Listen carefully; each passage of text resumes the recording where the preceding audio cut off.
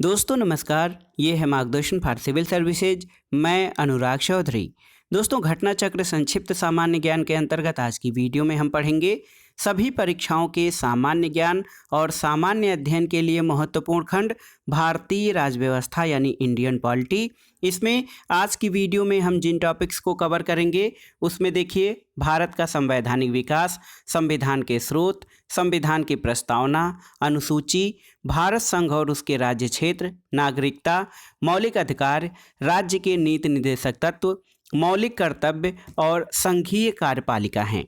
तो आइए शुरू करते हैं आज का वीडियो। घटना चक्र संक्षिप्त सामान्य ज्ञान के अंतर्गत भारतीय राजव्यवस्था यानी इंडियन पॉलिटी का भाग 1। सबसे पहले भारत के संवैधानिक विकास से संबंधित जो महत्वपूर्ण तथ्य हैं उनको देखते हैं। देखिए दोस्तों, भारतीय संविधान का निर्माण क्रमिक विकास का परिणाम है और ब्रिटिश शासन ने साम्राज्य विस्तार की आकांक्षाओं से भारत का आधुनिकीकरण किया और पाश्चात्य शिक्षा का प्रसार किया।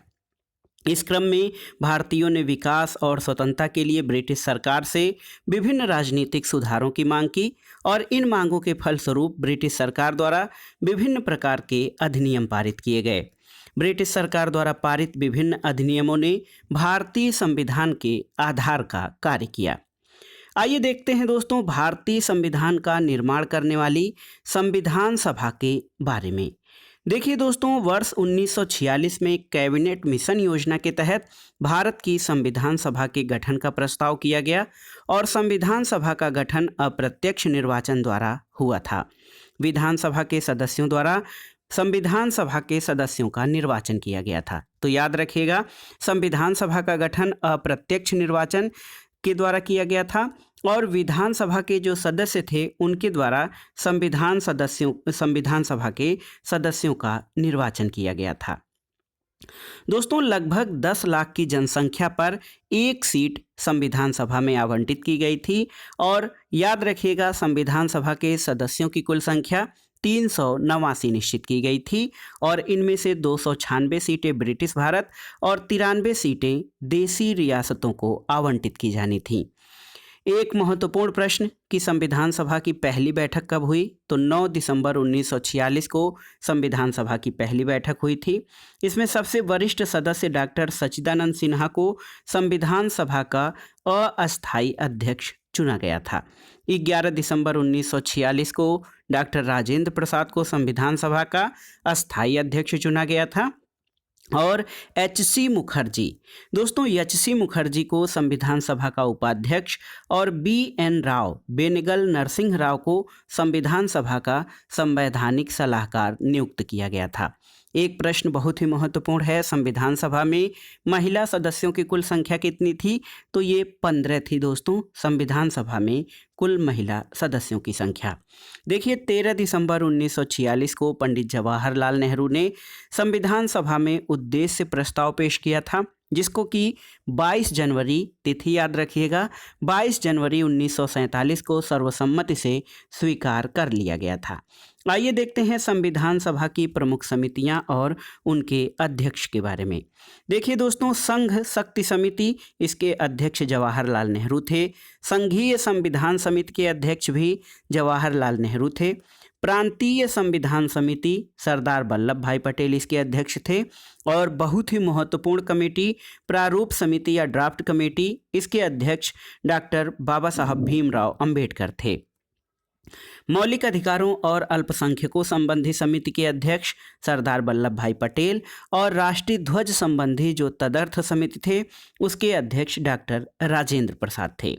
और संविधान निर्माण का कार्य जो बहुत हद तक इन्हीं समितियों के माध्यम से जो है संचालित किया गया था। दोस्तों, 26 नवंबर 1949 को संविधान सभा द्वारा संविधान को पारित किया गया और 26 नवंबर 1949 को संविधान सभा द्वारा संविधान जो पारित किया गया था उसमें कुल 22 भाग, 8 अनुसूचियां और 395 अनुच्छेद थे। वर्तमान में गणना की दृष्टि से भारतीय संविधान में लगभग 465 अनुच्छेद, 25 भाग और 12 अनुसूचियां हैं। लेकिन 465 अनुच्छेद आप इसलिए नहीं कह सकते क्योंकि ये संख्या जो है विश्वसनीय नहीं है और ए बी करके जो पार्ट्स हैं उनको इसमें जोड़ा गया है। जैसे कोई अनुच्छेद ए पार्ट ए अनुच्छेद, जैसे मान लीजिए कोई अनुच्छेद है उसका ए बी सी करके जो पार्ट जोड़े गए हैं उनके आधार पे अगर जो हम देखें तो तार्किक रूप से संविधान में आज भी 395 अनुच्छेद हैं, 22 भाग हैं और अनुसूचियों की संख्या 12 हो गई है। दोस्तों संविधान निर्माण में कुल 2 वर्ष 11 माह और 18 दिन का समय लगा था और संविधान सभा की अंतिम बैठक 24 जनवरी 1950 को हुई थी। और देखिए 26 जनवरी 1950 को हमारा संविधान लागू हुआ था। 26 जनवरी 1950 को भारत का संविधान लागू हुआ और संविधान के लागू होने की तिथि को गणतंत्र दिवस यानी रिपब्लिक डे के रूप में मनाया जाता है। 24 जनवरी 1950 को डॉक्टर राजेंद्र प्रसाद को भारत का प्रथम राष्ट्रपति चुना गया था और संविधान सभा द्वारा 22 जुलाई 1947 को राष्ट्रीय ध्वज तथा 24 जनवरी 1950 को राष्ट्रीय गीत और राष्ट्रगान को अपनाया गया था। बहुत ही महत्वपूर्ण रही दोस्तों, कैबिनेट मिशन योजना के आधार पर भारत के लिए अंतरिम सरकार का गठन किया गया था, याद रखिएगा। अब आइए देख लेते हैं दोस्तों भारतीय संविधान के निर्माण में किन किन स्रोतों का उपयोग किया गया, उन स्रोतों के बारे में, यानी भारतीय संविधान के स्रोत कौन से हैं। दोस्तों ब्रिटेन के संविधान का भारतीय संविधान पर बहुत अधिक प्रभाव पड़ा है और यहाँ से हमने संसदीय शासन प्रणाली, एकल नागरिकता और विधि के शासन का प्रावधान ग्रहण किया है। इसी प्रकार संयुक्त राज्य अमेरिका के संविधान से मूल अधिकार यानी फंडामेंटल राइट, न्यायपालिका की स्वतंत्रता और इसके अलावा न्यायिक पुनरावलोकन का सिद्धांत, उपराष्ट्रपति का पद, राष्ट्रपति पर महाभियोग, उच्चतम और उच्च न्यायालय के न्यायाधीशों का हटाया जाना, ये सभी प्रावधान भी हमने संयुक्त राज्य अमेरिका से लिए हैं। इसके अलावा कनाडा के संविधान से जो हमारी संघात्मक व्यवस्था है, केंद्र द्वारा राज्यपाल की नियुक्ति और अवशिष्ट शक्तियों का केंद्र में निहित होना, ये कनाडा के संविधान से गृहीत किए गए हैं। आयरलैंड के संविधान से आप जानते हैं कि डायरेक्टिव प्रिंसिपल ऑफ स्टेट यानी नीति निर्देशक तत्व, राष्ट्रपति के निर्वाचन की पद्धति, राष्ट्रपति द्वारा राज्यसभा में मनोनीत सदस्य, ये सभी आयरलैंड के संविधान से हैं। इसके अलावा आपातकाल के दौरान मूल अधिकार का स्थगन, ये जर्मनी के संविधान से, और मूल कर्तव्य का प्रावधान सोवियत संघ के संविधान से। और दोस्तों दक्षिण अफ्रीका से संविधान संशोधन की प्रक्रिया और राज्यसभा के सदस्यों का निर्वाचन संबंधी जो प्रावधान है वो दक्षिण अफ्रीका के संविधान से लिया गया है। और विधि द्वारा स्थापित प्रक्रिया का जो विचार है ये जापान के संविधान से लिया गया है। आइए देखते हैं दोस्तों संविधान के महत्वपूर्ण भाग, और ये रिवाइज करने का हमारा जो है मतलब ये है कि इससे आप आसानी से संविधान के सभी भाग और उसमें निहित विषयों को समझ सकेंगे। देखिए भारतीय संविधान के भाग 1 में संघ और उसके राज्य क्षेत्र के बारे में महत्वपूर्ण प्रावधान किए गए हैं और ये व्यवस्था अनुच्छेद 1 से 4 तक की गई है। भाग 2 में नागरिकता यानी सिटीजनशिप संबंधी प्रावधान है, अनुच्छेद 5 से 11 भाग 2 के अंतर्गत है। भाग 3 आप जानते हैं बहुत ही महत्वपूर्ण है, इसमें मौलिक अधिकार संबंधी प्रावधान है, अनुच्छेद 12 से 35 तक। भारतीय संविधान के भाग 4 में राज्य के नीति निर्देशक तत्वों का वर्णन है, अनुच्छेद 36 से 51 तक नीति निर्देशक तत्व हैं। भाग 4 क में मूल कर्तव्य हैं जिनको अनुच्छेद 51 क के अंतर्गत रखा गया है। भाग 5 में दोस्तों संघ सरकार से संबंधित उपबंध हैं, अनुच्छेद 52 से अनुच्छेद 151 तक। भाग 6 राज्यों से संबंधित उपबंध हैं, 152 से अनुच्छेद 237 तक। भाग 8 में संघ राज्य क्षेत्र संबंधी प्रावधान हैं, अनुच्छेद 239 से 242 तक।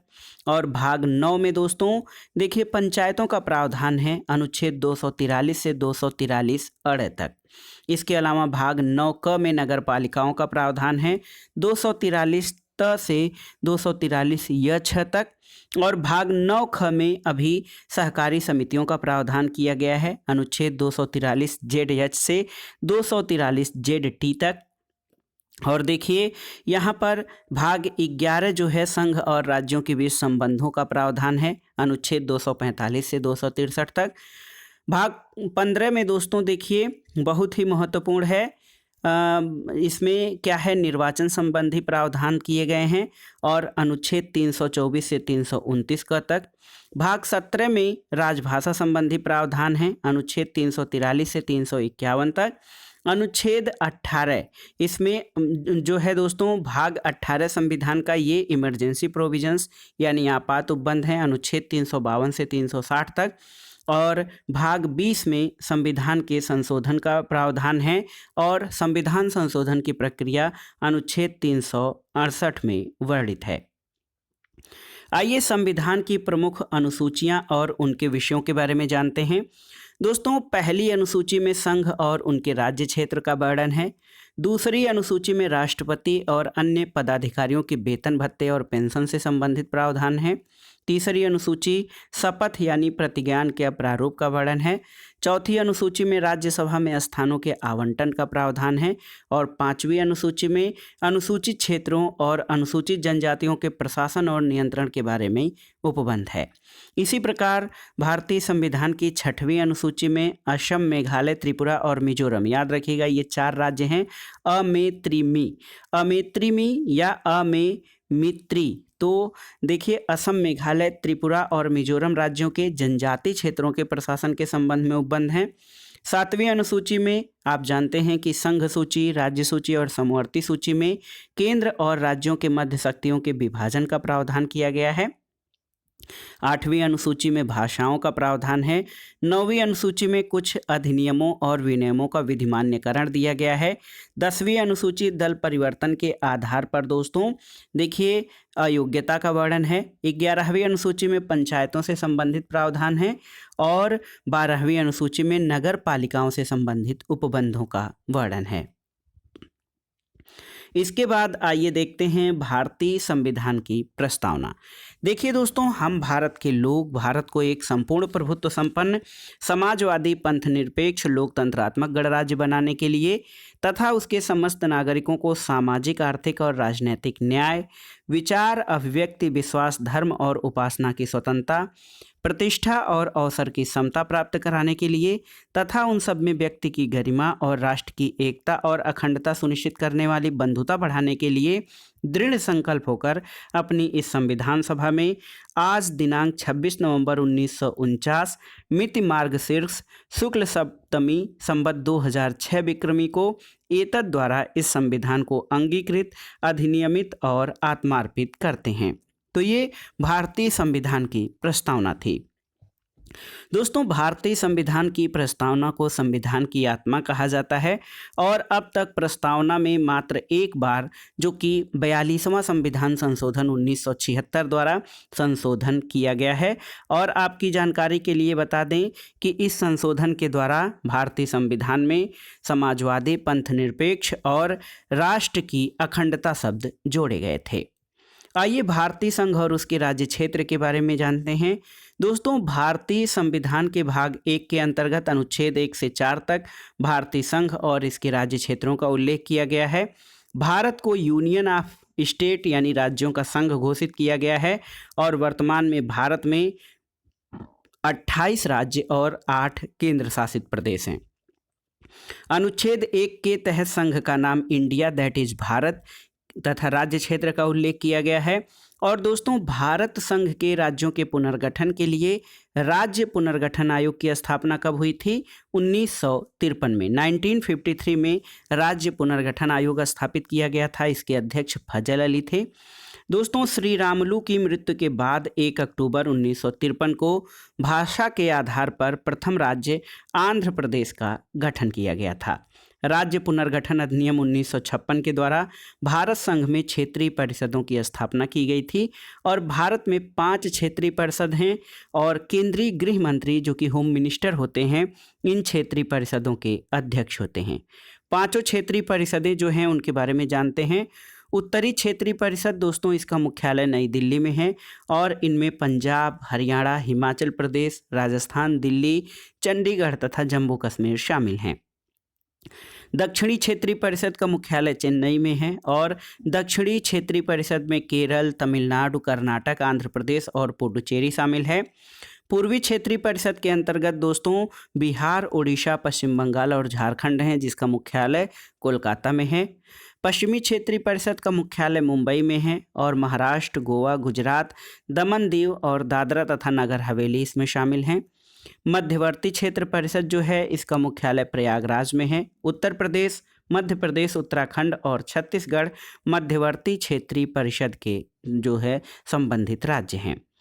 देखिए दोस्तों, पूर्वोत्तर राज्य जैसे असम, अरुणाचल प्रदेश, मणिपुर, त्रिपुरा, मिजोरम, मेघालय और नागालैंड का इनको क्षेत्रीय परिषदों में शामिल नहीं किया गया है और इनकी समस्याओं को पूर्वोत्तर परिषद अधिनियम 1971 के तहत गठित पूर्वोत्तर परिषद द्वारा हल किया जाता है। आइए दोस्तों देख लेते हैं भारत में नए राज्यों का गठन और उनका गठन वर्ष। आंध्र प्रदेश की स्थापना 1 अक्टूबर 1953 को की गई। गुजरात और महाराष्ट्र 1 मई 1960 को। नागालैंड 1 दिसंबर 1963। हरियाणा 1 नवंबर 1966। हिमाचल प्रदेश 25 जनवरी 1971। मणिपुर, मेघालय और त्रिपुरा ये 21 जनवरी 1972। सिक्किम 16 मई 1975 को भारत का पूर्ण राज्य बना। मिजोरम और अरुणाचल प्रदेश 20 फरवरी 1987। गोवा 30 मई 1987। इसके अलावा छत्तीसगढ़ 1 नवंबर सन 2000। उत्तराखंड 9 नवंबर 2000। झारखंड 15 नवंबर 2000 और तेलंगाना 2 जून 2014।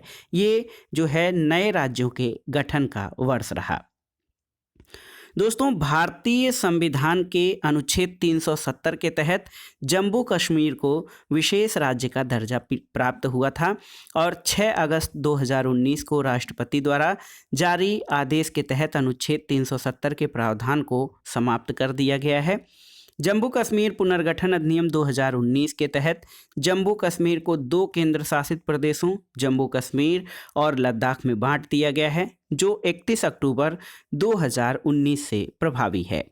दोस्तों, लद्दाख केंद्र शासित प्रदेश में 2 जिले जो हैं कारगिल तथा लेह जिला शामिल है और शेष क्षेत्र जम्मू कश्मीर में शामिल है। 26 जनवरी 2020 से 2 केंद्र शासित प्रदेशों दादरा और नगर हवेली और दमन और दीव का विलय कर इसे 1 केंद्र शासित प्रदेश दादरा और नगर हवेली तथा दमन दीव बना दिया गया है और इसकी राजधानी दमन है। तो कुल मिलाकर भारत में वर्तमान में 28 राज्य और 8 केंद्र शासित प्रदेश हैं। अब आइए देखते हैं दोस्तों नागरिकता यानी सिटीजनशिप संबंधी प्रावधान। तो आप जानते हैं भारतीय संविधान के भाग 2 में अनुच्छेद 5 से 11 तक नागरिकता से संबंधित प्रावधानों का वर्णन किया गया है और भारतीय संविधान नागरिकों को एकहरी नागरिकता यानी एकल नागरिकता प्रदान करता है।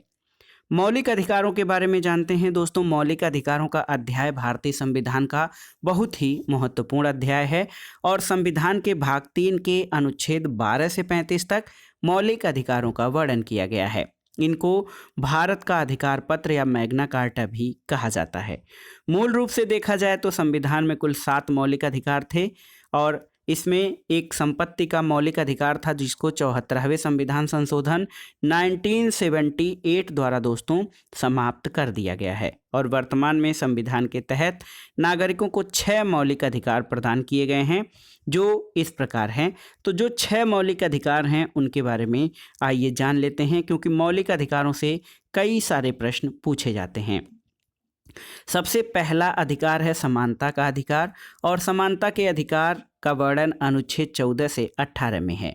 दोस्तों, अनुच्छेद 14 जो है वो विधि के समक्ष समानता की बात करता है, जिसमें ये कहा गया है कि राज्य भारत के राज्य क्षेत्र में किसी व्यक्ति को विधि के समक्ष समता या विधियों के समान संरक्षण से वंचित नहीं करेगा।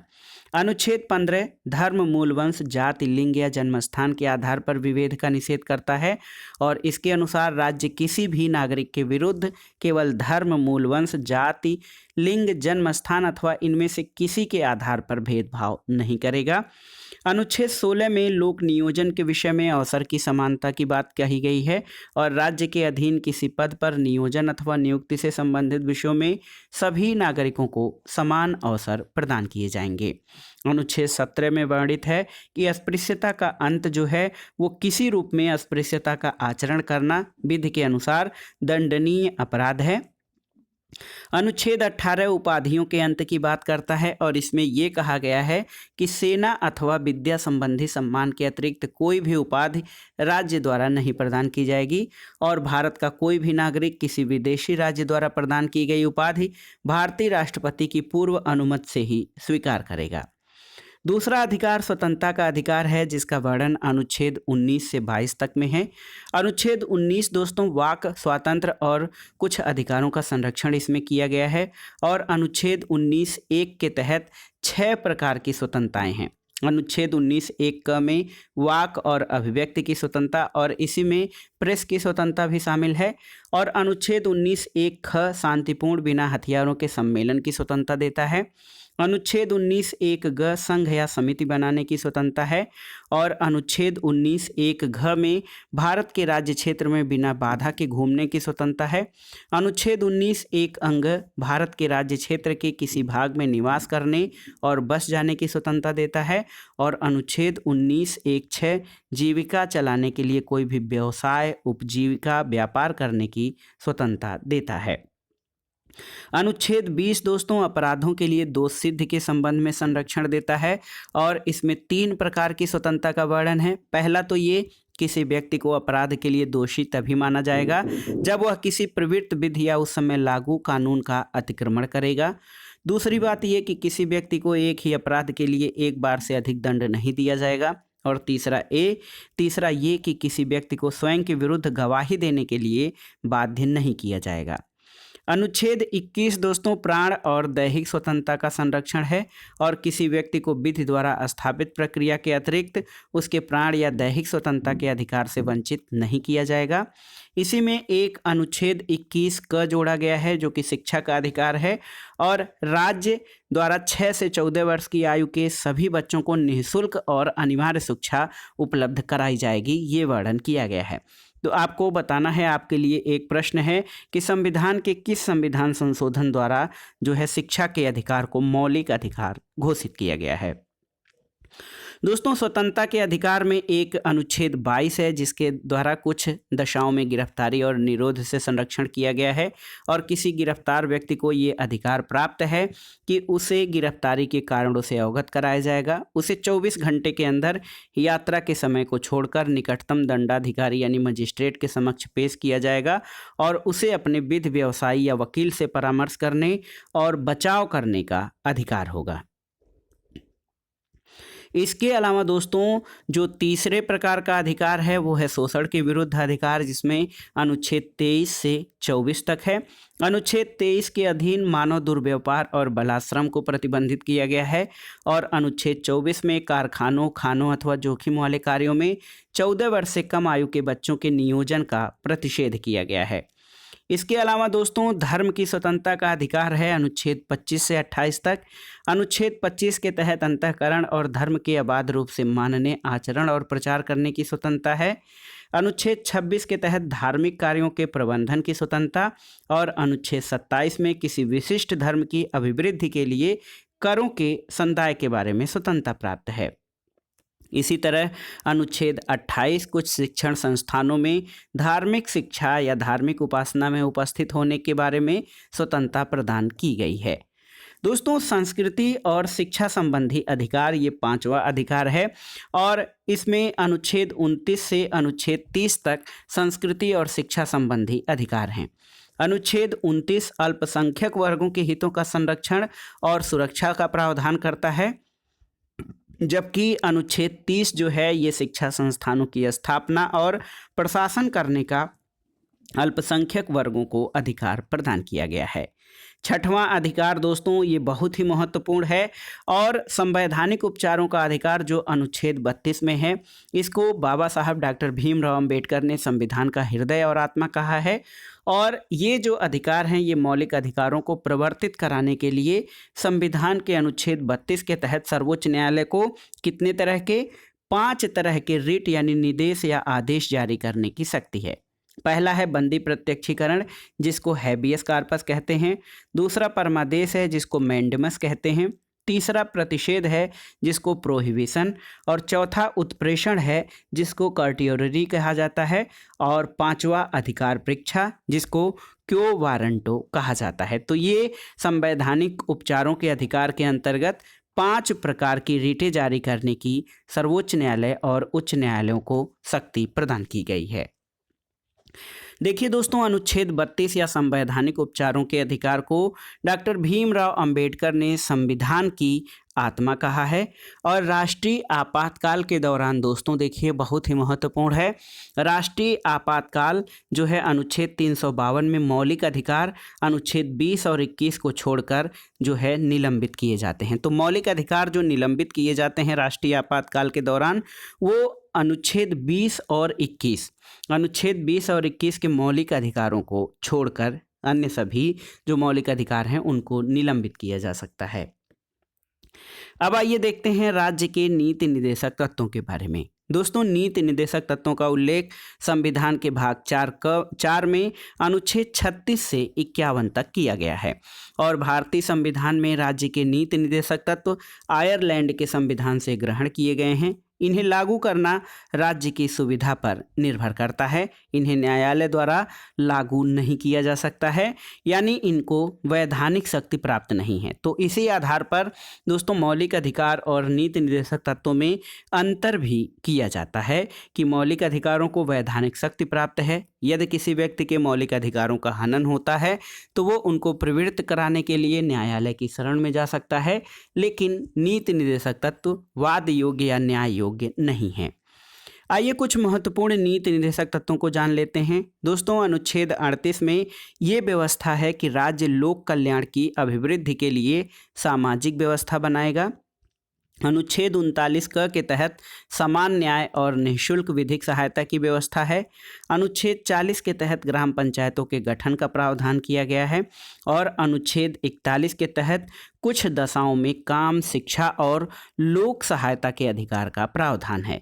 दोस्तों, अनुच्छेद 42 के तहत काम की न्याय संगत और मानवोचित दशाओं और प्रसूति सहायता का उपबंध किया गया है।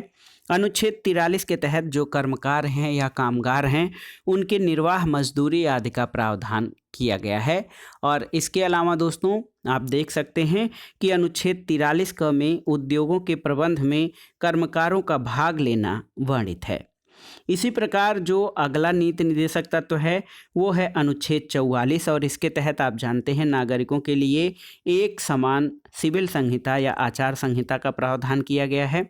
अनुच्छेद 45 के तहत 6 वर्ष से कम आयु के बच्चों के लिए प्रारंभिक बाल्यावस्था देखरेख और शिक्षा का उपबंध किया गया है। और अनुच्छेद 46 के तहत अनुसूचित जाति, जनजाति और अन्य दुर्बल वर्गों की शिक्षा संबंधी हितों की अभिवृद्धि का वर्णन है।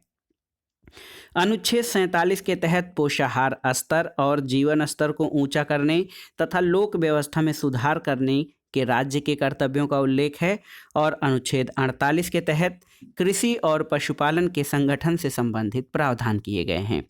अनुच्छेद 48 क में पर्यावरण के संरक्षण और संवर्धन, वन तथा वन्य जीवों की रक्षा का प्रावधान है। और अनुच्छेद 49 के तहत राष्ट्रीय महत्व के स्मारकों, स्थानों और वस्तुओं का संरक्षण का प्रावधान है। एक महत्वपूर्ण बात यह कि अनुच्छेद 50 में कार्यपालिका और न्यायपालिका के पृथक्करण की बात की गई है। और अनुच्छेद 51 जो है 51, ये अंतर्राष्ट्रीय शांति और सुरक्षा की अभिवृद्धि संबंधी प्रावधान इसमें वर्णित है। नीति निर्देशक तत्वों के बाद आइए मौलिक कर्तव्य यानी फंडामेंटल ड्यूटीज के बारे में जानते हैं।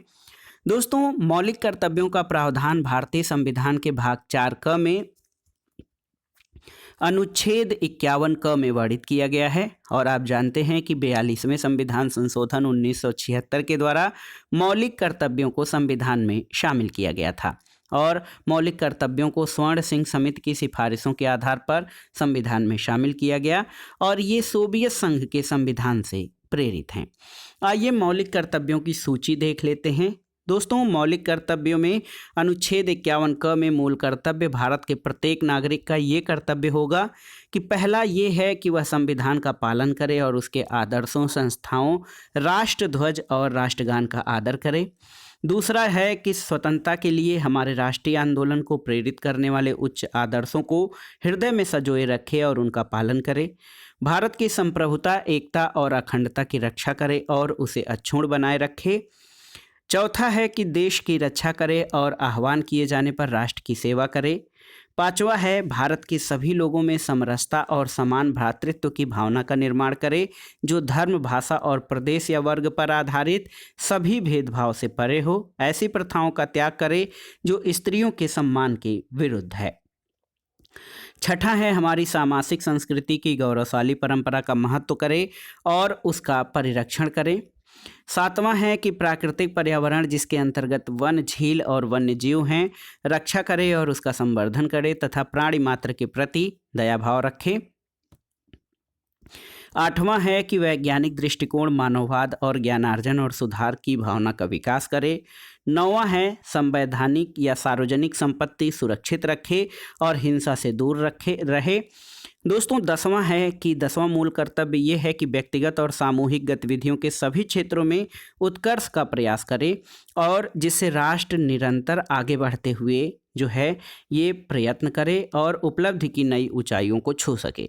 11वां मूल कर्तव्य, यदि माता पिता या संरक्षक हैं तो 6 से 14 वर्ष की आयु वाले अपने यथास्थिति बालक या प्रतिपाल्य के लिए शिक्षा का अवसर प्रदान करें। दोस्तों देखिए, को इस समय वर्तमान में 11 मूल कर्तव्य हैं। संविधान में मूल रूप में 10 मौलिक कर्तव्य थे, लेकिन 86वें संविधान संशोधन 2002 के द्वारा 11वां मौलिक कर्तव्य जोड़ा गया है, जिसमें माता पिता या गार्जियन को 6 से 14 वर्ष की आयु वाले बच्चों के लिए शिक्षा के अवसर प्रदान करने की बात कही गई है। अब आइए दोस्तों संघीय कार्यपालिका पर आते हैं। संघीय कार्यपालिका बहुत ही महत्वपूर्ण है और इसमें आप देख सकते हैं कि सबसे महत्वपूर्ण राष्ट्रपति है। राष्ट्रपति संघीय कार्यपालिका का प्रमुख होता है और संघीय कार्यपालिका में राष्ट्रपति, उपराष्ट्रपति, प्रधानमंत्री, मंत्रिमंडल आदि शामिल होते हैं। और भारत में दोस्तों संसदीय शासन प्रणाली अपनाई गई है और यहाँ पर राष्ट्रपति कार्यपालिका का नाम मात्र का प्रमुख होता है, जबकि वास्तविक शक्ति प्रधानमंत्री और उसके मंत्रिमंडल में निहित होती है। भारतीय संविधान के भाग 5 के अंतर्गत अनुच्छेद 52 से 78 तक में संघीय कार्यपालिका का वर्णन किया गया है। आइए सबसे पहले राष्ट्रपति के बारे में जानते हैं। दोस्तों हमारे संविधान में कहा गया है कि भारत का एक राष्ट्रपति होगा। ये अनुच्छेद 52 में वर्णित है। राष्ट्रपति देश का प्रथम नागरिक होता है और अनुच्छेद 53(1) के अनुसार संघ की कार्यपालिका शक्ति राष्ट्रपति में निहित होती है और वह इसका प्रयोग स्वयं या अपने अधीनस्थ अधिकारियों के द्वारा करता है। राष्ट्रपति पद के लिए कुछ योग्यताएं निर्धारित की गई हैं हमारे संविधान में और अनुच्छेद 58 में राष्ट्रपति की योग्यताओं का विवरण है, जिसमें कहा गया है कि राष्ट्रपति वही व्यक्ति बन सकता है जो भारत का नागरिक हो, 35 वर्ष की आयु पूरी कर चुका हो और लोकसभा का सदस्य निर्वाचित होने की योग्यता रखता हो और चुनाव के समय कोई लाभ का पद न धारण करता हो। निर्वाचन के बारे में जानते हैं दोस्तों। अनुच्छेद 54 के अनुसार एक निर्वाचक मंडल के सदस्यों द्वारा राष्ट्रपति का निर्वाचन किया जाता है और इस निर्वाचक मंडल में लोकसभा, राज्यसभा और राज्यों में जो है संघ राज्यों की विधानसभाओं के निर्वाचित सदस्य शामिल होते हैं। अनुच्छेद 55 के अनुसार राष्ट्रपति का निर्वाचन आनुपातिक प्रतिनिधित्व के अनुसार एकल, संक्रमणीय और गुप्त मत द्वारा होता है। राष्ट्रपति की पदावधि कितनी है? तो अनुच्छेद 56 के तहत राष्ट्रपति की पदावधि 5 वर्ष है। हालांकि कार्यकाल की समाप्ति के बाद भी अपने उत्तराधिकारी के आने तक वह अपने पद पर बना रहता है। दोस्तों राष्ट्रपति उपराष्ट्रपति को संबोधित अपने हस्ताक्षर सहित लेख द्वारा अपना पद त्याग कर सकता है और शपथ में ये है कि अनुच्छेद 60 या अनुच्छेद 60 के अनुसार सर्वोच्च न्यायालय के मुख्य न्यायाधीश या उसकी अनुपस्थिति में सर्वोच्च न्यायालय के वरिष्ठतम न्यायाधीश द्वारा राष्ट्रपति को पद और गोपनीयता की शपथ दिलाई जाती है। वेतन तो वर्तमान में राष्ट्रपति का मासिक वेतन 5 लाख रुपए है। और महाभियोग दोस्तों देख सकते हैं आप, अनुच्छेद 61(1) के तहत राष्ट्रपति पर संविधान के अतिक्रमण के आधार पर महाभियोग लगाया जा सकता है। तो एक ही कारण है राष्ट्रपति पर महाभियोग लगाने का, वो है अनुच्छेद 61। और डॉक्टर राजेंद्र प्रसाद दूसरी बार राष्ट्रपति पद के लिए निर्वाचित होने वाले पहले राष्ट्रपति थे।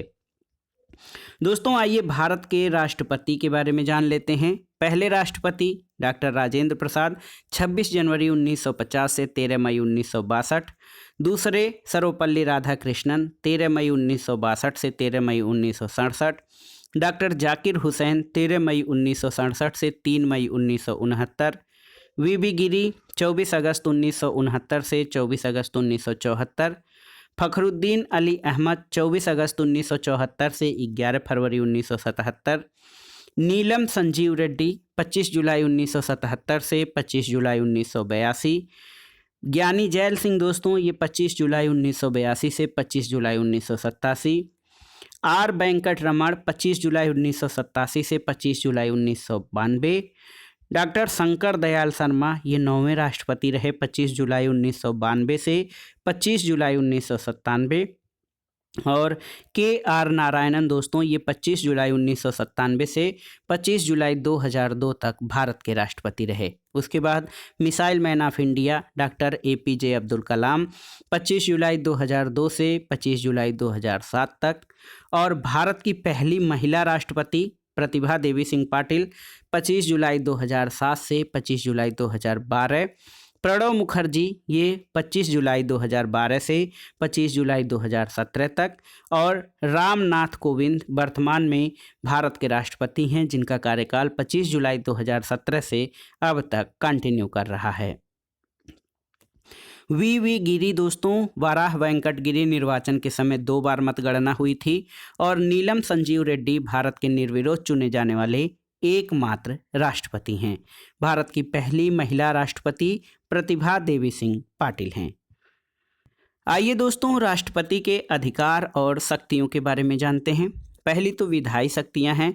राष्ट्रपति को कुछ विधायी शक्तियां प्राप्त हैं, जैसे संसद का सत्र बुलाने, सत्रावसान करने और लोकसभा को भंग करने संबंधी अधिकार। प्रत्येक नए चुनाव के बाद प्रत्येक वर्ष संसद के प्रथम अधिवेशन को संबोधित करने का अधिकार। और संसद की दोनों सदनों की संयुक्त बैठक बुलाने का अधिकार। और इसके अलावा संसद द्वारा पारित विधेयक राष्ट्रपति के अनुमोदन पर ही कानून बनता है। और राष्ट्रपति कला, विज्ञान, साहित्य, समाज सेवा में विशेष अनुभव और ज्ञान रखने वाले व्यक्तियों को जो है 12 सदस्यों को राज्यसभा में मनोनीत करता है अनुच्छेद 80 के तहत। तो ये राष्ट्रपति की विधायी शक्तियां हैं। इसके अलावा दोस्तों राष्ट्रपति के अध्यादेश जारी करने की जो शक्ति है वो बहुत ही महत्वपूर्ण है। और अनुच्छेद 123 के अंतर्गत राष्ट्रपति को अधिकार है कि वह अध्यादेश जारी कर सकता है।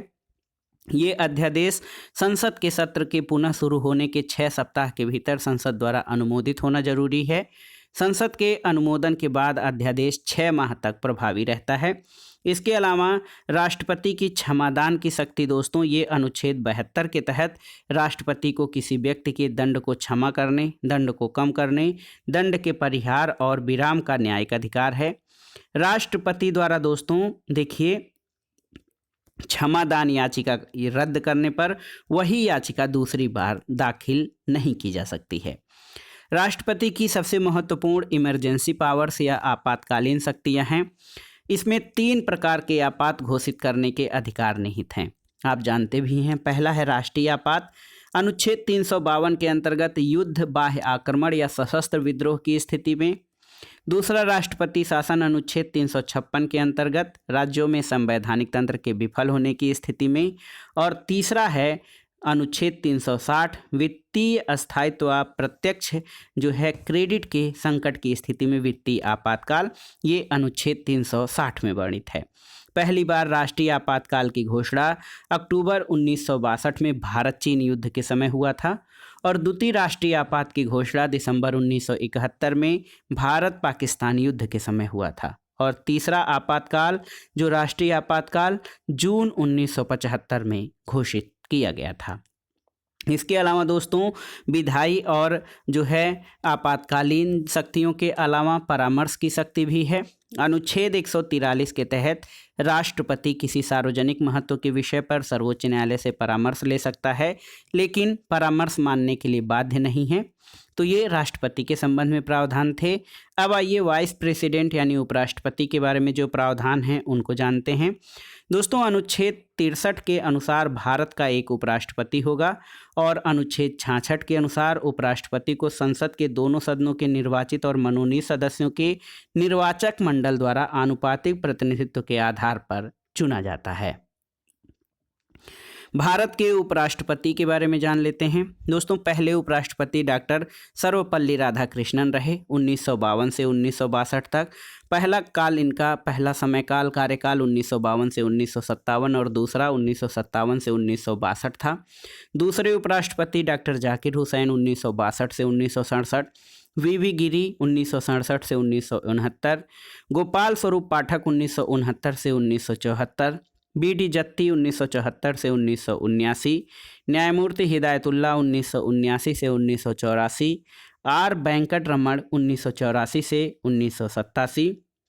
इसके अलावा डॉक्टर शंकर दयाल शर्मा 1987 से 1992, के आर नारायणन 1992 से 1997, कृष्णकांत 1997 से 2002, भैरव सिंह शेखावत 2002 से 2007, हामिद अंसारी 2007 से 2017 दो कार्यकाल के लिए, पहला कार्यकाल 2007 से 2012 और दूसरा 2012 से 2017, और वर्तमान में वेंकैया नायडू 11 अगस्त 2017 से अब तक भारत के उपराष्ट्रपति हैं। दोस्तों उपराष्ट्रपति पद के लिए योग्यताएं ये हैं कि उसे भारत का नागरिक और 35 वर्ष की आयु का होना चाहिए और वो राज्यसभा का सदस्य बनने की योग्यता रखता हो और किसी लाभ के पद पर न हो। दोस्तों देखिए उपराष्ट्रपति की पदावधि जो है वो यहाँ पर होती है अनुच्छेद 67 के अनुसार उपराष्ट्रपति की पदावधि सामान्यतः 5 वर्ष होती है और उपराष्ट्रपति राज्यसभा का पदेन सभापति होता है, लेकिन वह राज्यसभा का सदस्य नहीं होता है। राष्ट्रपति और उपराष्ट्रपति के बाद आइए प्रधानमंत्री और मंत्रिपरिषद के बारे में जानते हैं। दोस्तों अनुच्छेद 74 के अनुसार राष्ट्रपति की सहायता और सलाह देने के लिए एक मंत्रिपरिषद होगी जिसका प्रधानमंत्री होगा और राष्ट्रपति अपने कृत्यों का प्रयोग करने में इनकी सलाह के अनुसार कार्य करेगा। प्रधानमंत्री की नियुक्ति राष्ट्रपति करता है और मंत्रियों की नियुक्ति राष्ट्रपति प्रधानमंत्री की सलाह पर करता है। मंत्री राष्ट्रपति के प्रसाद पर्यंत अपना पद धारण करते हैं और देखिए संविधान के अनुच्छेद 75(3) के अनुसार मंत्रिपरिषद सामूहिक रूप से लोकसभा के प्रति उत्तरदायी होती है और यदि लोकसभा में मंत्रिपरिषद के खिलाफ अविश्वास प्रस्ताव पारित हो जाता है तो संपूर्ण मंत्रिमंडल को त्यागपत्र देना होता है। ऐसा इसलिए क्योंकि अनुच्छेद 75(3) में सामूहिक उत्तरदायित्व जिसके अनुसार मंत्रिपरिषद जो है लोकसभा के प्रति सामूहिक रूप से उत्तरदायी होती है, इसकी व्यवस्था की गई है। दोस्तों आइए भारत के प्रधानमंत्रियों का क्रम और कार्यकाल देख लेते हैं। पंडित जवाहरलाल नेहरू पहले प्रधानमंत्री 15 अगस्त 1947 से 27 मई 1964 तक। गुलजारी लाल नंदा कार्यवाहक प्रधानमंत्री रहे। लाल बहादुर शास्त्री 9 जून 1964 से 11 जनवरी 1966 तक और गुलजारी लाल नंदा पुनः एक बार कार्यवाहक प्रधानमंत्री चुने गए 11 जनवरी 1966 से 24 जनवरी 1966 तक। इंदिरा गांधी दोस्तों 24 जनवरी 1966 से 24 मार्च 1977 तक प्रधानमंत्री रहीं।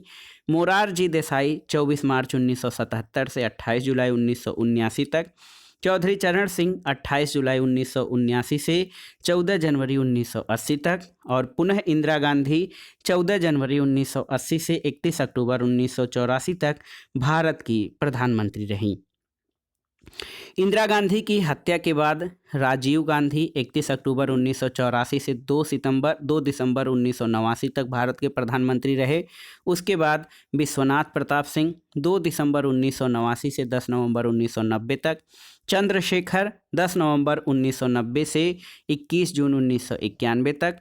पीवी नरसिम्हा राव 21 जून 1991 से 16 मई 1996 तक और अटल बिहारी वाजपेयी 16 मई 1996 से 1 जून 1996 तक। HD देवगौड़ा 1 जून 1996 से 21 अप्रैल 1997 तक और IK गुजराल यानी इंद्र कुमार गुजराल 21 अप्रैल 1997 से 19 मार्च 1998 तक भारत के प्रधानमंत्री रहे। अटल बिहारी वाजपेयी 19 मार्च 1998 से दोस्तों ये 2004 22 मई 2004 तक। उसके बाद कांग्रेसी प्रधानमंत्री डॉक्टर मनमोहन सिंह 22 मई 2004 से 2 कार्यकाल के लिए 26 मई 2014 तक रहे और प्रधानमंत्री नरेंद्र मोदी 26 मई 2014 से अब तक प्रधानमंत्री हैं। इसके अलावा आइए कुछ महत्वपूर्ण तथ्यों को देख लेते हैं। दोस्तों यहाँ पर देखिए, देश की पहली महिला प्रधानमंत्री इंदिरा गांधी थीं।